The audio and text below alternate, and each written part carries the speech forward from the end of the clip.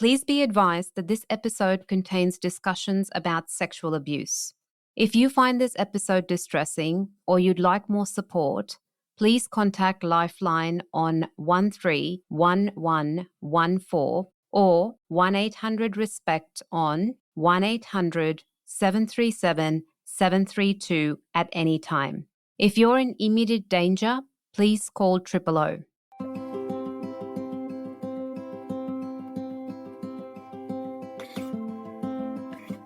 This is Ask a Couples Counsellor, a show that answers all the relationship questions you're too afraid to ask. On the show, we'll take your questions and give you the tools you need to build trust and intimacy with your partner. I'm your host, Neha Kapoor. I'm a registered clinical counsellor and psychotherapist, and I'm really passionate about helping couples navigate the challenges that we all go through. Because after all, every relationship encounters some stormy weather now and then. Hello and welcome to another episode of Ask a Couples Counsellor. I'm glad you're here today as we explore an incredibly important and sensitive topic, sexual abuse. This issue affects far too many lives, and it's something many of my clients ask about. In today's episode, we'll delve into the definition of sexual abuse, how it differs from other forms of abuse, and the myths and misconceptions that often surround it. I want to acknowledge that this is a heavy episode, and it may bring up difficult emotions for you. If you find yourself feeling overwhelmed, I encourage you to reach out for support. There are resources linked in the show notes because remember, you're not alone, and help is always available. All right, let's begin this important conversation. All right, our first question today comes from an anonymous listener. Let's have a listen to their question. What is the definition of sexual abuse and how does it differ from other forms of abuse? That's a really interesting question because it opens up a conversation about the specific nature of sexual abuse compared to emotional, physical, or other abuses, highlighting issues like consent and autonomy. However, it's also sensitive, as it touches on deeply personal and traumatic experiences, requiring a careful and trauma-informed approach when discussing it. So, I would like to start by saying that sexual abuse refers to any non-consensual sexual activity where an individual is forced, coerced, or manipulated into sexual acts against their will. Now, this can include a wide range of behaviors such as unwanted touching, sexual assault, rape, exploitation, or exposure to sexual content without consent.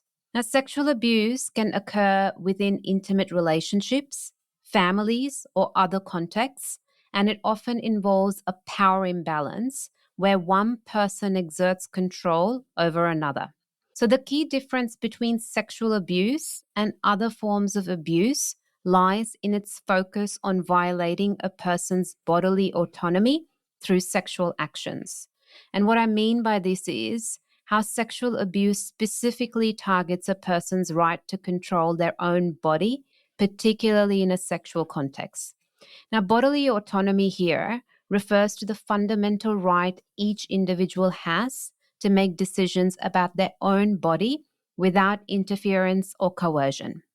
And sexual abuse violates this autonomy by imposing unwanted or non-consensual sexual behaviors, which can range from inappropriate touching to more severe acts like sexual assault or rape. Now, other forms of abuse can include physical abuse. Physical abuse is inflicting bodily harm through hitting, slapping, or other forms of physical violence. Then there's emotional or psychological abuse. So using manipulation, threats, insults, or emotional coercion to control or harm someone's mental well-being. Then there's verbal abuse. So using language to degrade, humiliate, or intimidate someone. And then there's financial abuse. So controlling someone's financial resources to exert power over them. Now, while sexual abuse specifically targets an individual's sexual integrity, it can coexist with other forms of abuse. And all forms of abuse are harmful and can have long-term psychological and emotional consequences. So if you or someone you know is suffering from sexual abuse or any other form of abuse, please don't hesitate to seek support. Abuse can have deep, lasting effects, but help is available. Reach out to a trusted person, a local support service, or a helpline. You don't have to go through this alone. There are people who want to help you heal and find safety.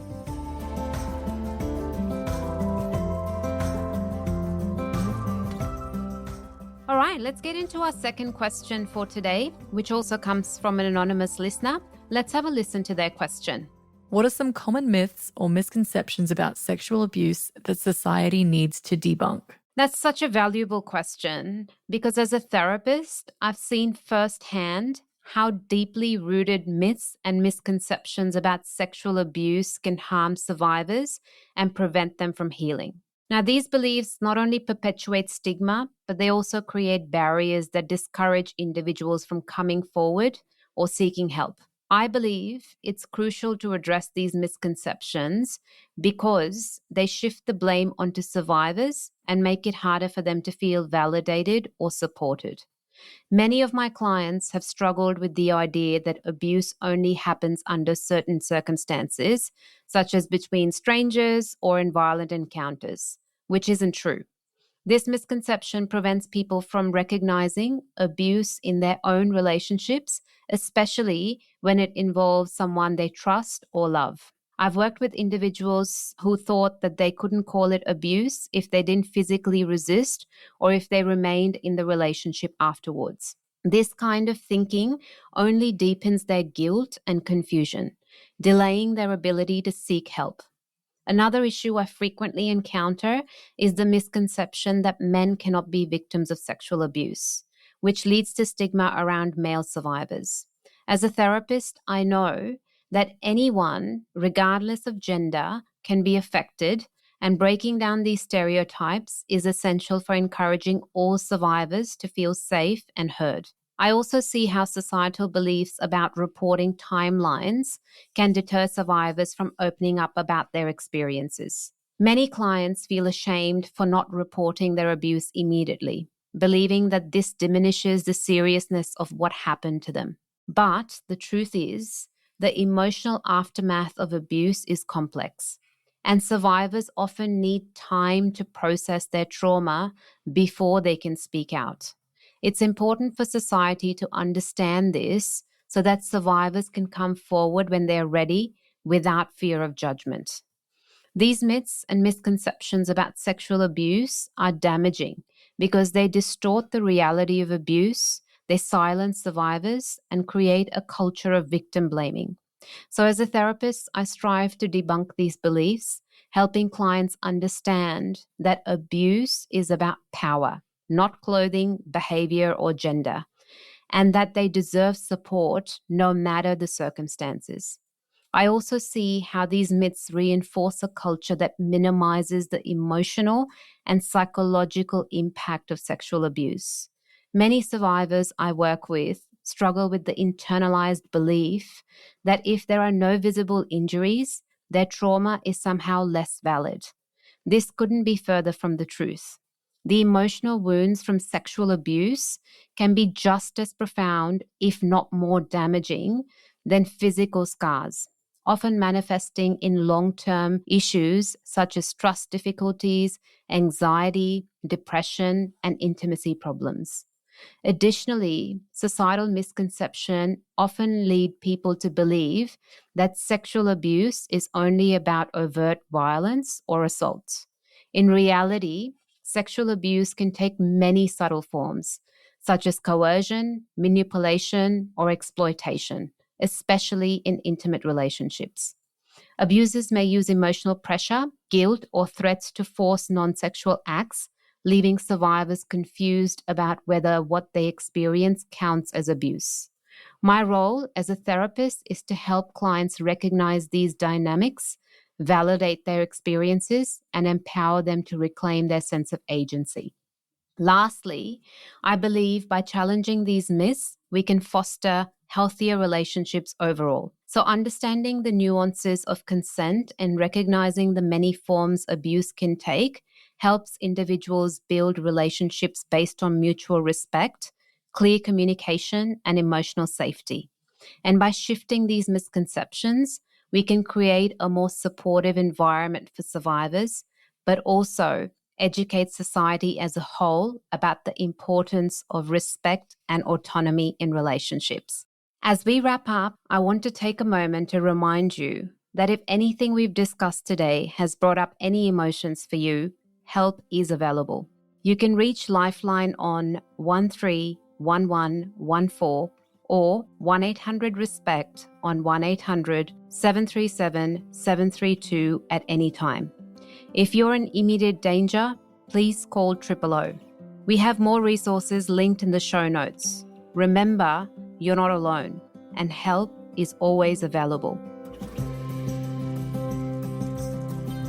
You've been listening to Ask a Couples Counselor, a show that answers all the relationship questions you're too afraid to ask.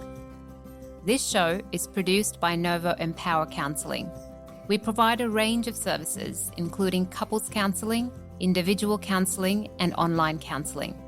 To find out more, visit our website novoempowercounselling.com.au. This show was produced with strategy and production support from Wavelength Creative. To make sure you don't miss an episode of Ask a Couples Counselor, be sure to subscribe to or follow the show in your podcast app. And while you're there, I'd love it if you could leave me a 5-star review. It really helps others find the show. I'm your host, Neha Kapoor, and I'll see you in the next episode.